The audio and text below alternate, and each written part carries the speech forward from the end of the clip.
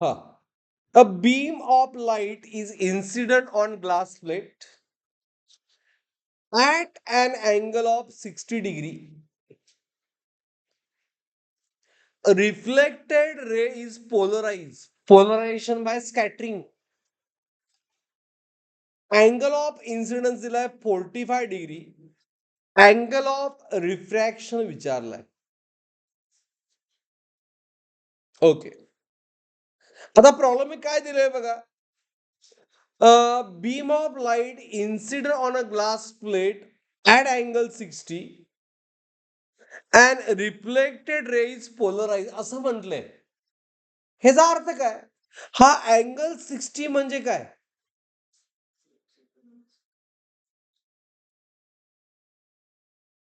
तर पहिली केस दिले पोलरायझेशनची आणि पोलरायझेशन झालं ह्या अँगलला, म्हणजे हा अँगल थिटा बी आहे.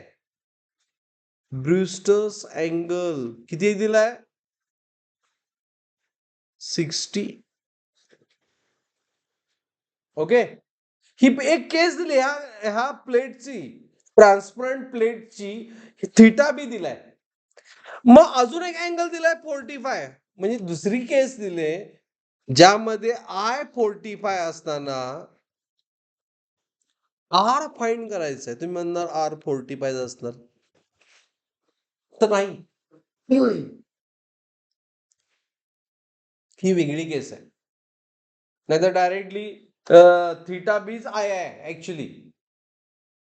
हे पोलरायझेशनसाठी दिलं होतं. हे कशासाठी दिलं होतं? पोलरायझेशनचा डेटा आहे आणि ही जनरल केस आहे. जनरल केस म्हणजे काय? N is equal to sine I upon sine R. Understood? ही जनरल केस झाली. म्हणजे हा प्रॉब्लेम सॉल्व्ह करण्यासाठी पाहिजे काय आपल्याला व्हॅल्यू? एन कसं फाइंड करणार? फार सोपं आहे. एन इज टॅन थिटा बी. कसा एनचा यूज केला, थिटा बीचा यूज केला, कसा केला कळालं? आणि जरा शक्य झालं तर सॉक्स घालून या, जरा थंडी आहे ना, पाय गार होतात. टॅन 60, टॅन 60 किती व्हॅल्यू असते? Tan 60 is √3. हे एन मिळाला √3. कुठलं ऑप्शन येईल?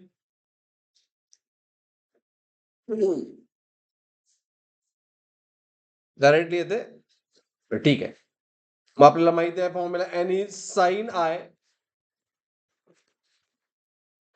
Upon sine R. बरोबर. N √3 sine 45 I is 45 and sin r divide by sine R. आपल्याला आर फाइंड करायचं आहे म्हणून मी आर राईट साइडला घेतलं बघा.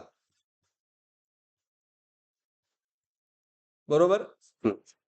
मी √3 डिवाइड झालं अँड साइन 45 ची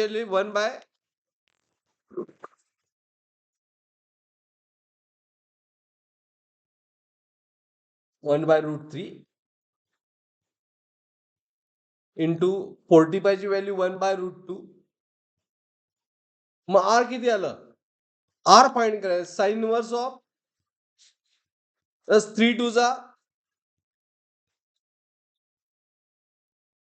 बरोबर. नथिंग बट ऑप्शन काय काय ए. Option A. काल सगळ्यांना कसं सॉल्व्ह केलं एव्हरीवन? ओके.